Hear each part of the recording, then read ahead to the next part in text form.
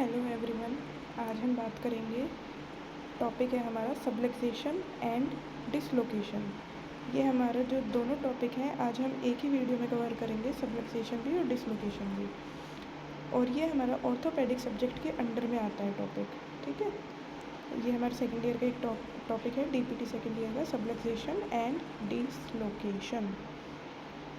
तो सबलक्सेशन और डिसलोकेशन, ऐसे ही नाम से आपको पता चल रहा होगा, डिसलोकेशन मतलब किसी चीज़ का प्रॉपर कंप्लीट डिस्प्लेसमेंट हो जाना, ठीक है। और वहीं सबलक्सेशन का मतलब है इनकम्प्लीट डिस्प्लेसमेंट होना या डिसलोकेशन होना किसी जॉइंट का, ठीक है। तो हम ये इसमें डीप में डिस्कस करेंगे तो आपको समझ में आ जाएगा। बस ओवरव्यू इतना ही देता कि ये एक ऑर्थोपेडिक सब्जेक्ट का टॉपिक है, सबलक्सेशन भी और डिसलोकेशन भी। तो सबसे पहले हम बात करेंगे सबलक्सेशन की। अ पार्शियल और incomplete dislocation of a joint. Subluxation क्या होता है? पार्शियल या फिर incomplete dislocation of a joint, किसी भी जॉइंट का डिसलोकेशन। डिसलोकेशन मीन्स डिस्प्लेसमेंट, अपनी जगह से हटना, खिसकना, ठीक है। लेकिन कंप्लीट तरीके से नहीं हटा है अपनी स्पीड से, पार्शियल हटा है।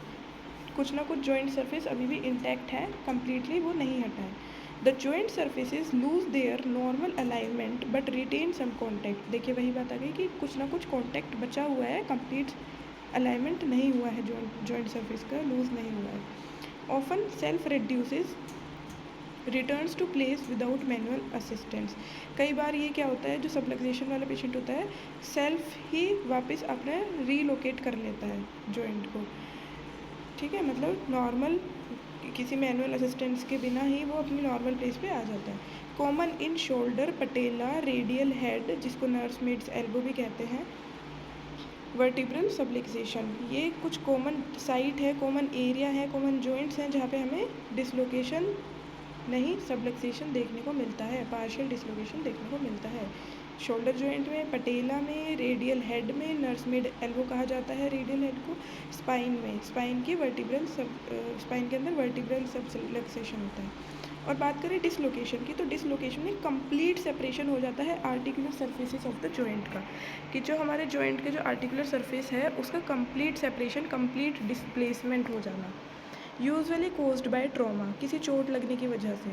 रिक्वायर्स मेडिकल और manual reduction to restore joint alignment. ये प्रॉपर मेडिकल ट्रीटमेंट के थ्रू ही इसको रीलोकेट कर सकते हैं या मैनुअल रिडक्शन के थ्रू इसको रिस्टोर कर सकते हैं जॉइंट की अलाइनमेंट को। ये किन किन एरिया में, किन किन जॉइंट्स में देखने को मिलता है? It is most common in shoulder joint, hip joint, elbow joint, fingers and knees. बात करें कोजेज़ की कि किस कारण होता है सबलक्सेशन या डिसलोकेशन, दोनों ही के बारे में बात कर रहे हैं। तो या तो चोट लगने के कारण, ट्रॉमा के कारण, या ऊपर से कहीं से गिर गए, ठीक है, एक्सीडेंट के कारण, ये स्पोर्ट्स इंजरी में। लिगामेंट लेक्सिटी कंजेनाइटल भी हो सकती है या एक्वायर्ड भी हो सकती है। न्यूरोमस्कुलर कंडीशन जैसे कि सेरेब्रल पाल्सी और स्ट्रोक के पेशेंट में भी देखने को मिलता है। जॉइंट हाइपर मोबिलिटी और कनेक्टिव टिश्यूज डिसऑर्डर जैसे कि एहलर्स-डायनलोस सिंड्रोम, इस कंडीशन में हमें देखने को मिल जाता है।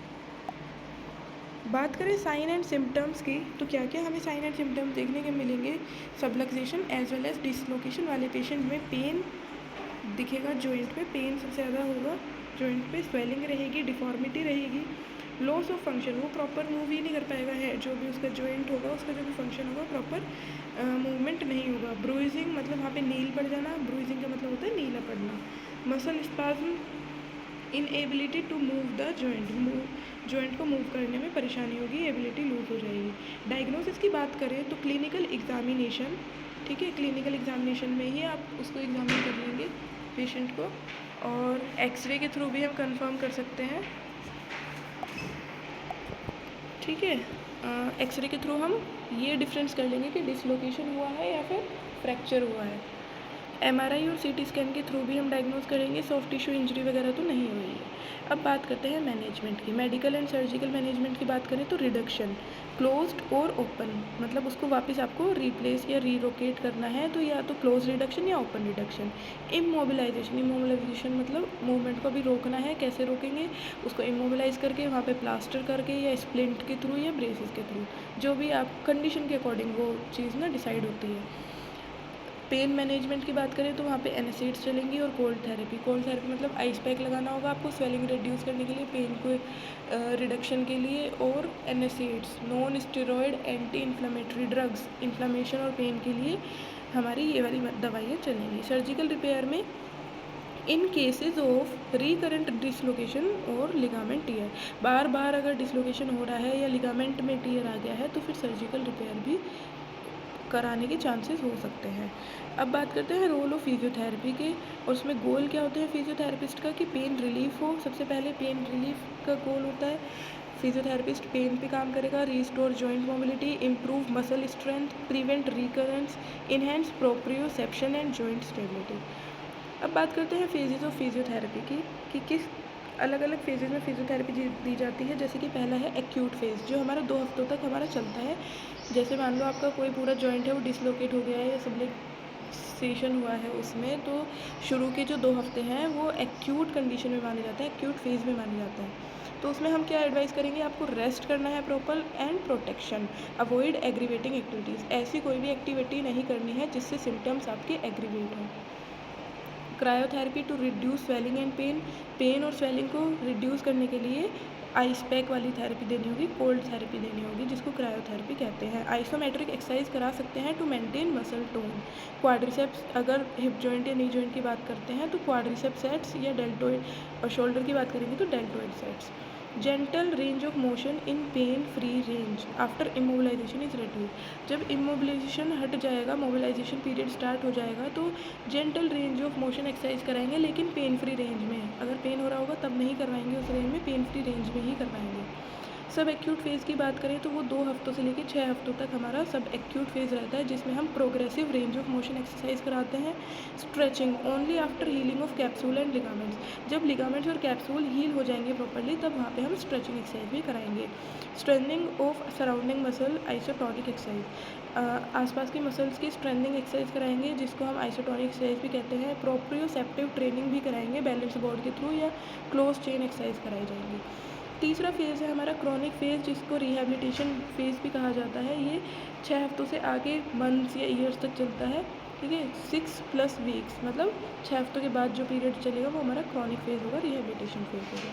फंक्शनल ट्रेनिंग कराई जाती है फॉर रिटर्न टू स्पोर्ट और डेली एक्टिविटी। फंक्शनल ट्रेनिंग कराएंगे ताकि वो अपनी डेली लिविंग एक्टिविटीज़ में वापस आ जाए, या स्पोर्ट्स में है अगर वो तो स्पोर्ट्स की एक्टिविटीज़ में वापस आ जाए। Sports specific drills if needed, taping, bracing techniques to prevent recurrence, education on posture, joint protection and ergonomics, ये सब क्रॉनिक फेज में कराया जाएगा। स्पेशल कंसिडरेशंस बाय जॉइंट, जैसे कि शोल्डर जॉइंट है हमारा, उसमें हाईली रिकरेंस रेट होता है यंगर इंडिविजुअल्स का, ठीक है। तो इसमें हाई रिकरेंस रेट है in younger individuals, emphasis on rotator cuff and scapular stabilisation. तो इसमें हम रोटेटर कफ मसल और स्कैपुलर स्टेबलाइजेशन पे फोकस करेंगे। अगर नी जॉइंट की बात करें तो उसमें पटेला के डिसलोकेट होने के चांसेस बहुत ज़्यादा होते हैं, तो इसमें हम क्या करेंगे, फोकस करेंगे ऑन स्ट्रेंथनिंग वास्टस मीडियलिस ओब्लिक, जो VMO मसल है, वास्टस मीडियलिस ओब्लिकस मसल है, उसकी स्ट्रेंथनिंग पे फोकस करेंगे और टेपिंग करेंगे, जिसको हम मैकोनेल टेपिंग कहते हैं। हिप्स में स्पेशली इन इन्फेंट, अगर हिप का जो डिसलोकेशन है वो ज़्यादातर बच्चों में देखने का मिलता है, डेवलपमेंटल डिस्प्लेजिया कहा जाता है जिसको, उसका पूरा मैनेजमेंट इसमें हम ऐड कर सकते हैं, पैवलिक हार्डनेस फॉलोड बाय फिजियोथेरेपी। अगर स्पाइनल सबलुक्सेशन की बात करें तो स्पाइनल सबलुक्सेशन जैसे हमारा स्पॉन्डाइलोलिस्थेसिस है, तो उसमें भी कहीं ना कहीं सबलक्सेशन हो रहा है, ठीक है, कि एक वर्टिब्रा थोड़ी सी आगे की तरफ खिसक रही है तो वो अपनी जगह से डिस्प्लेस हो गई, पार्शियल डिस्प्लेस हो गई, तो उसको स्पाइनल सबलक्सेशन भी कह सकते हैं, यूजुअली ड्यू टू इनस्टेबिलिटी और पुअर पोस्चर। इसमें हम क्या करेंगे, mobilisation, core strengthening and posture training. Core muscles हैं उनकी स्ट्रेंथनिंग कराएंगे, पोस्चर उसको प्रॉपर ट्रेन करेंगे कि आपको कैसे उठना है, बैठना है, अगर वेट उठाना है तो कैसे उठाना है, नहीं उठाना, अवॉइड करना है, वो सारी चीज़ें हम इसमें वो करेंगे, उसको एडवाइस करेंगे। सो ये था हमारा सबलक्सेशन और डिसलोकेशन के बारे में प्रॉपर कि क्या क्या होता है इसमें। तो आपको समझ आ गया होगा कि डिसलोकेशन में पूरा का पूरा जॉइंट जो है डिसलोकेट हो गया है अपने आर्टिकुलर सरफेस से, और जहाँ पे हम बात कर रहे हैं सबलक्सेशन की, वहाँ पे पार्शियल डिसलोकेशन हुआ है, पार्शियल डिस्प्लेसमेंट हुआ है, जॉइंट अभी भी कहीं ना कहीं इंटैक्ट है। So thank you.